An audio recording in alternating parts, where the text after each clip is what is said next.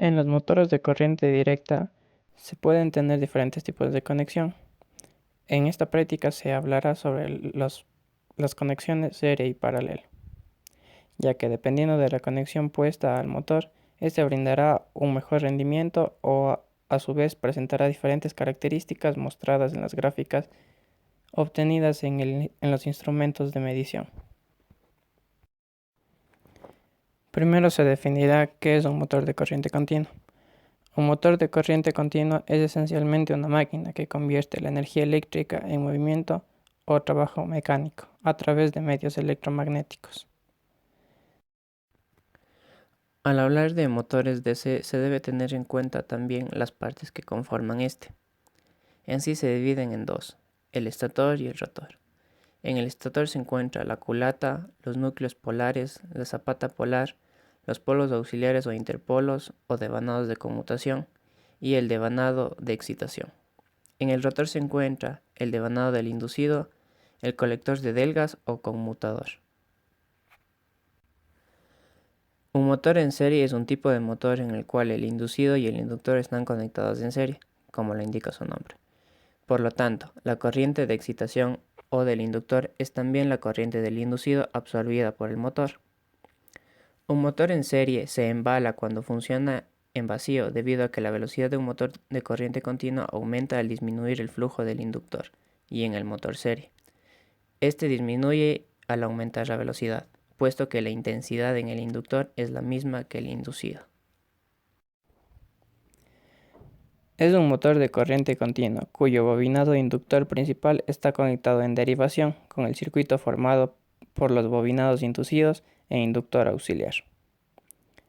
Al igual que en los dínamos shunt, las bobinas principales están constituidas por muchas espiras y con hilos de poca sección, por lo que la resistencia del bobinado inductor principal es muy grande. A continuación vamos a hacer la explicación de la práctica de motores DC en sus conexión serie y paralela. A continuación mi compañero va a realizar la conexión de los motores a los instrumentos de medición y cómo se va a visualizar en el software en el ordenador. If love is blind, I don't wanna see. Ahora se realiza la conexión del motor en paralelo, para el cual se conecta desde la fuente hasta la bobina A1 y A2 en paralelo y paralelo a esta las inductancias E1 y E2.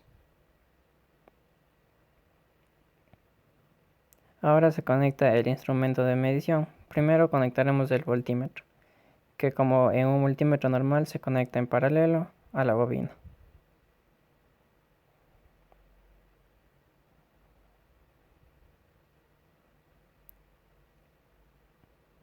Igualmente ahora se conecta el amperímetro, que se conecta en serie a la bobina del motor para poder medir esta.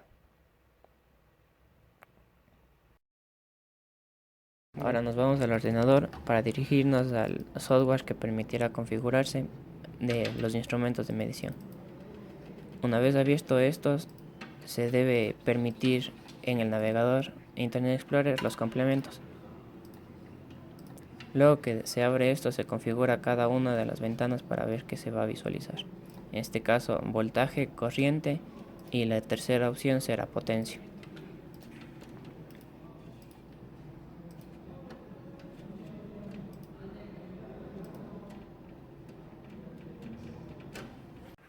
Una vez configurado se debe garantizar que el torque sea cero. Esto se le realiza en la perillita negra que vemos a continuación.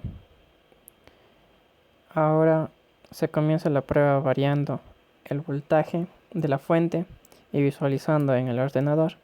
Se utiliza un voltaje nominal, en este caso usaremos 70 voltios como voltaje nominal para trabajar. Ahora se realiza la prueba. Se debe configurar las gráficas que queremos en la salida. Primero será torque velocidad, después será torque potencia de salida y la última será torque potencia de salida. Y se comienza la prueba. Se debe tener en cuenta que la prueba se finaliza cuando la potencia de salida tiende a llegar a los 300 vatios. Al hablar de esta potencia se debe tener en cuenta que es una potencia mecánica.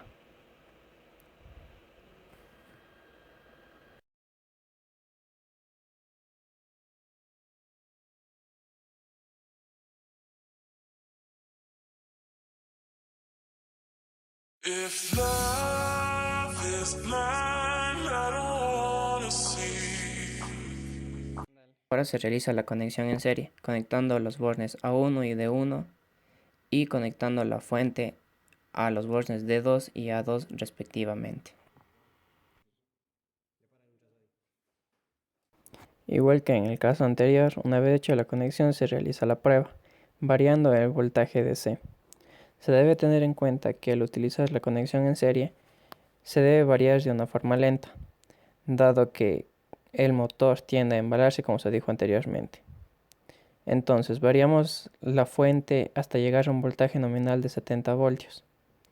Igualmente que en el caso del motor paralelo, utilizando el mismo voltaje, para así realizar una comparación correcta entre las gráficas creadas.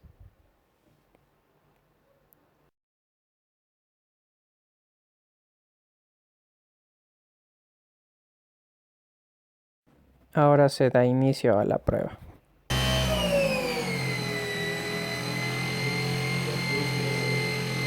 ¿Ves la potencia que está de 1, verdad?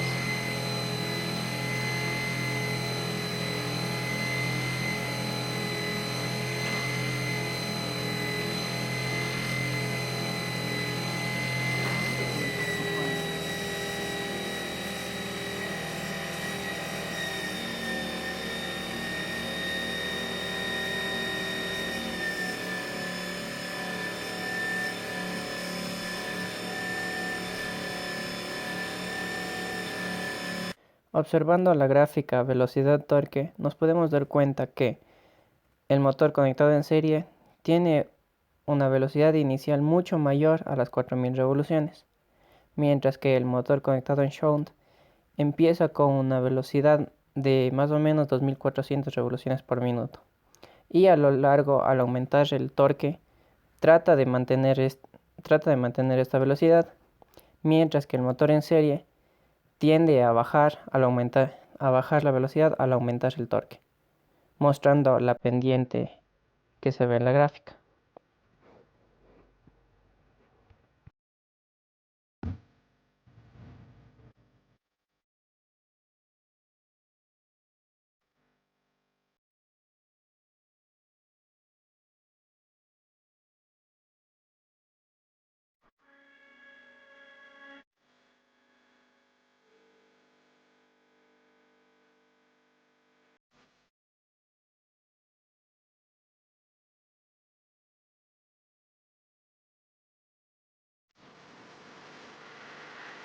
En el desarrollo de la práctica sobre motores de corriente continua, podemos analizar y comparar con la teoría recibida en horas de clase. En esta práctica pudimos analizar las condiciones de los motores de corriente continua, los mismos que se clasifican según las conexiones de las bobinas inductoras e inducidas.